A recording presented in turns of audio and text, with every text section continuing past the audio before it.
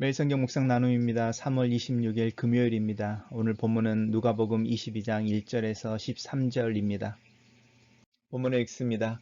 6월절이라 하는 무교절이 다가오매 대제사장들과 서기관들이 예수를 무슨 방도로 죽일까 궁리하니 이는 그들이 백성을 두려워함이더라. 열둘 중에 하나인 가룟인이라 부르는 유다에게 사탄이 들어가니 이는 유다가 대제사장들과 성전 경비대장들에게 가서 예수를 넘겨줄 방도를 의논하매 그들의 기뻐하여 돈을 주기로 언약한지라. 유다가 허락하고 예수를 무리가 없을 때에 넘겨줄 기회를 찾더라. 유월절 양을 잡는 무교절 날이 이른지라. 예수께서 베드로와 요한을 보내시며 이르시되 가서 우리를 위하여 유월절을 준비하여 우리로 먹게 하라. 여짜오되 어디서 준비하기를 원하시나이까. 이르시되 보라, 너희가 성내로 들어가면 물 한 동이를 가지고 가는 사람을 만나리니 그가 들어가는 집으로 따라 들어가서 그 집 주인에게 이르되 선생님이 내게 하는 말씀이 내가 내 제자들과 함께 유월절을 먹을 객실이 어디 있느냐 하시더라 하라. 그리하면 그가 자리를 마련한 큰 다락방을 보이리니 거기서 준비하라 하시니 그들이 나가 그 하신 말씀대로 만나 유월절을 준비하니라. 오늘의 본문은 세 개의 단락으로 나눠져 있습니다. 단락별로 살펴보겠습니다. 첫 번째 단락입니다. 유월절이라는 무교절이 다가오매라고 시간을 이야기하고 있는데, 이 유월절과 무교절이라고 하는 것은 사실은 같은 날 연결되어져 있는 거죠. 우리가 알고 있는 것처럼 유월절은 하나님께서 모세를 통하여 애굽에서 이스라엘 백성들을 이렇게 출애굽시키기 위한 마지막 날이죠. 마지막 재앙, 10가지 재앙 중에 마지막 재앙으로 애굽에서 난 첫 번째로 난 모든 장자들이 죽는 것을 이야기하는, 그리고 그 죽음에서 벗어나기 위해 양을 잡아 그 양의 피를 문설주와 안방 문 앞에 뿌리는 것인데, 그 날이 이제 유대인들의 달력으로 하면 1월 14일입니다. 유대인들은 음력을 사용했는데요. 우리 조상들처럼 1월 14일이 바로 유월절입니다. 이렇게 일요일 14일 저녁에 이제 해가 지기 전에 양을 잡아서 밤에 그 양의 피를 문설주에 붙이게 되는데, 그 날이 바로 이 유월절입니다. 그리고 이제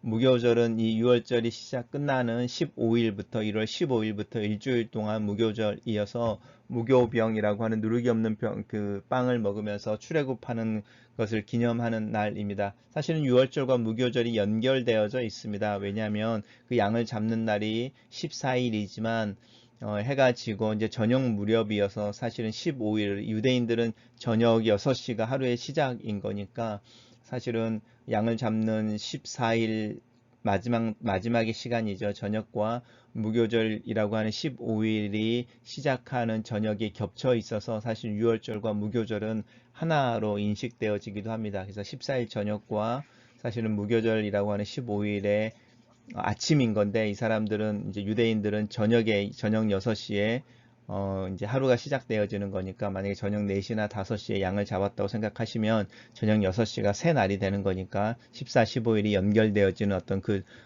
전환점에서 이 유교절과 무교절이라고 하는 것이 하나로 연결되어져 있습니다.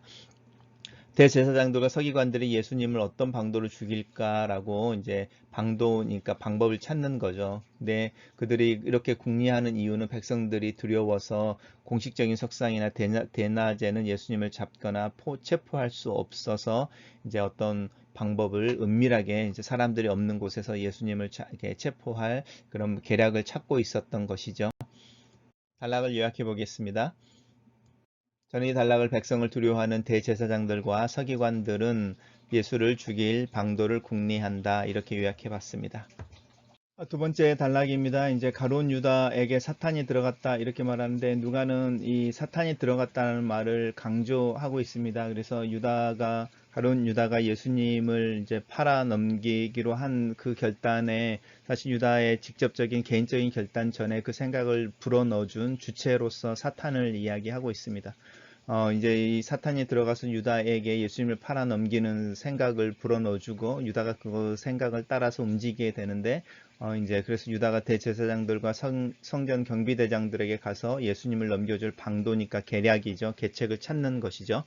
그리고 이제 그 계책은 이제 사람들을 무서워하고 있었으니까 대제사장들과 서기관들이 사람이 없을 때 예수님을 체포하는 걸로 이제 이야기가 되어집니다. 왜 특별히 성전 경비대장이 나오는가라고 할 때, 이제 성전을 경비하던 이렇게 경비원들을 이렇게 유지하는 것이죠. 이제 로마 총독 아래에서 이렇게 통치를 받고 있던 유대 지역의 자체 군대는 없는 것이고, 성전을 관리하는 이제 유대인들의 이렇게 어떤 무장한 사람들이 있었는데, 그 사람들이 가지고 있는 유일한 그 무력이라고 할 수 있는 군사력인 거고, 그 사람들을 사용해서, 그 무력을 사용해서 예수님을 체포하려고 하는 것이죠. 그러니까 종교적인 이유를 통해서.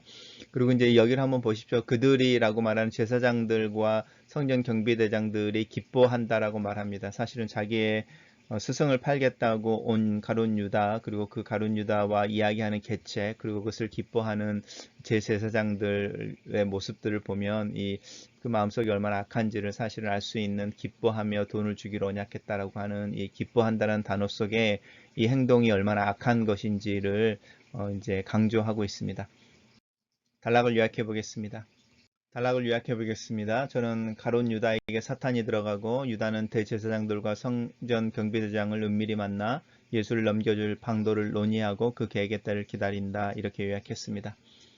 자, 마지막은 이제 그 유월절 또 무교절이라고 하는 날이 다가오매라고 첫 번째 문장에서 이야기를 했었는데, 이제 유월절과 이 무교절이라고 하는 날이 이제 이르른지라라고 해서 이제 바로 그날 오전이거나 이제 하루 이렇게 바로 저녁에 이제 이 유월절이 시작하는 그 당일인 거죠. 그때에 이제 예수님께서 베드로와 요한을 보내시면서 유월절을 준비하게 하십니다. 이게 이제 우리가 말하는 마지막 만찬을 준비하시는 것인데, 예수님께서 그 마지막 만찬을 준비하게 하시는 방법이 예루살렘 성내로 들어가면, 지금 예수님께서 밖에 계시는 거죠. 성 밖에 계시는 거죠. 성내로 들어가면 물 한 동이를 가지고 가는 사람을 만날 건데, 이제 그 사람을 따라 가면 집주인이 있을 거고, 그 집주인에게 이제 객실이 어디 있느냐 이렇게 이야기하라는 것입니다. 마치 종료 주일에 예수님께서 예루살렘에 입성하실 때에 나귀 새끼를 타셨는데, 그 나귀 새끼를 구하실 때의 모습과 비슷합니다. 그래서 이제 그렇게 이야기하시면서 그들이 나아가 그의 말씀하신 대로 유월절을 준비하신다, 이렇게 말하고 있습니다. 단락을 요약해 보겠습니다. 예수께서 베드로와 요한을 예루살렘 성내로 보내시며 유월절을 준비하는 방법을 알려주신다, 이렇게 요약해 봤습니다. 첫 번째 묵상 포인트입니다.